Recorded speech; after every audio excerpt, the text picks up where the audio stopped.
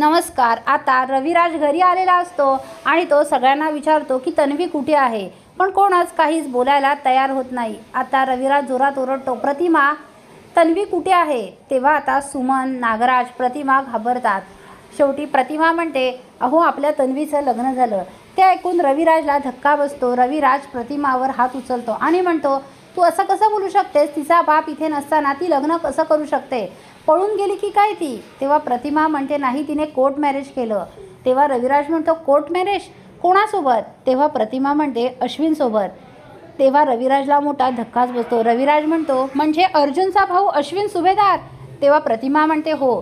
तेव्हा रविराज म्हणतो, नाही हे नाही होऊ शकत. प्रतिमा तू तिला अडवलं नाहीस का. मी सांगितलं होतं ना सुभेदारांचा आणि आपला काही संबंध नाही. मग तू तिला तिकडे कसं जाऊ दिलंस. त्या दोघांचं लग्न तू कसं लावू दिलंस आणि तू मला एका शब्दाने का नाही बोललीस.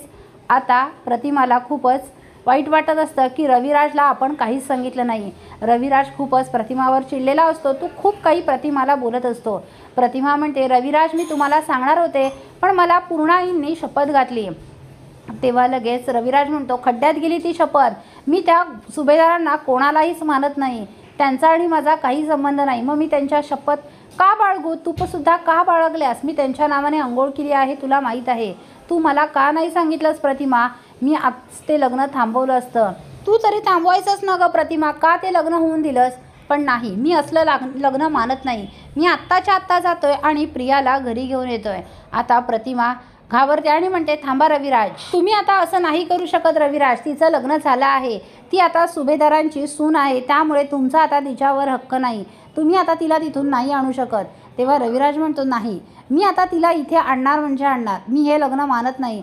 मी आता डिवोर्स पेपरसुद्धा तयार करून घेऊन जातो आणि त्या अश्विनच्या तोंडावर फेकतो. आता प्रतिमाला धक्काच बसतो. रविराज ताड निघालेला असतो आणि मागोमाग प्रतिमा. रविराज सुभेदारांच्या घरात येतो आणि जोरजोरात हाका मारतो, तन्वी तन्वी. तेव्हा लगेच प्रिया खाली येते.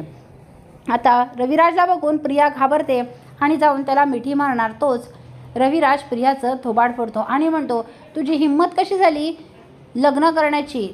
तुला मला सांगावंसं नाही वाटलं. अगं तू असं कसं वागू शकतेस, असं कसं करू शकतेस. आता पूर्णाजी, प्रताप, कल्पना, अश्विन सर्वच तिथे येतात. आता सर्वजण रविराजला समजावण्याचा प्रयत्न करत असतात पण रविराज कोणाचंच ऐकत नसतो. तन्वी चल, आत्ताच्या आत्ता घरी चल. हे लग्न मी मानत नाही. आता तन्वी म्हणते, नाही बाबा तुम्ही मानत नसलात तरी मी मानते. आमचं लग्न झालेलं आहे. तेव्हा रविराज म्हणतो, हे असलं लग्न कोर्ट मॅरेज. अगं का केलंस तू असं. तुला याच्यापेक्षा चांगला मुलगा मी शोधून दिला असता. काय गरज होती तुला यांच्यासोबत लग्न करण्याची. मोठ्या भावाने तुला फसवलं आणि छोट्या भावाशी लग्न करताना तुला लाज नाही वाटली. आता रविराजला प्रियाचा खूपच राग आलेला असतो. आता तो रविराज प्रियाच्या गळ्यातलं मंगळसूत्र खेचणार. तोच समोर अश्विन येतो. आता अश्विनला समोर बघून रविराजच्या तळपायाची आग मस्तकात जाते. तो अश्विनला ढकलून देतो. आता सर्व सुभेदार हादरतात. पुढील अपडेट पाहण्यासाठी व्हिडिओला लाईक आणि चॅनलला सबस्क्राईब करायला विसरू नका. थँक्यू.